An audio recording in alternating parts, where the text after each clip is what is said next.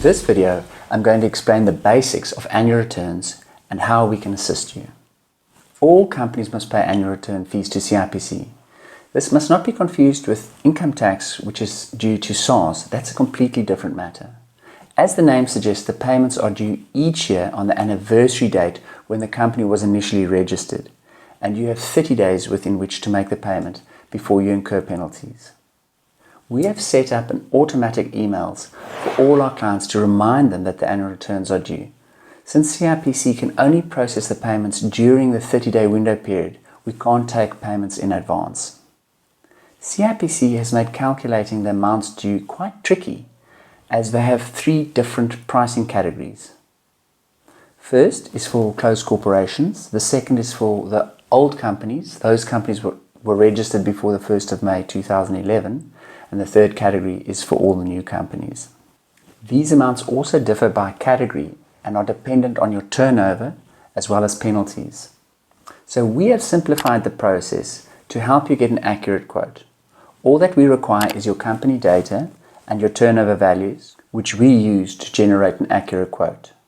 We are completely transparent about our processing charges, which is 190 Rand, to which we add the CIPC's outstanding costs.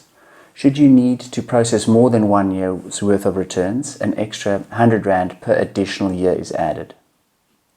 It is essential to provide accurate turnover figures, as CIPC checks this against the SARS database. The correct value is the turnover of your last financial year as submitted to SARS. CIPC has recently added extra mandatory information in a financial accountability supplement. This needs to be accurately completed, and we will submit it with your annual return, but without it your annual return certificate will not be issued by CIPC. So what happens if you don't pay your annual return? Well, a number of things. After 30 days, CIPC will start adding penalties for late payment. Then they'll also freeze your company, so you can't make any changes until the annual returns are paid in full, including the penalties. Next, after a period of time, usually 24 months, CIPC will then deregister your company. Now you lose the right to keep your company name. At the same time, the banks are instructed by CIPC to freeze your company bank account. You really don't want CIPC to deregister your company. It's extremely frustrating and time-consuming to restore it. Additionally, there are penalties due for each year which need to be settled before the company can be restored. We do assist in restoring companies which have been deregistered.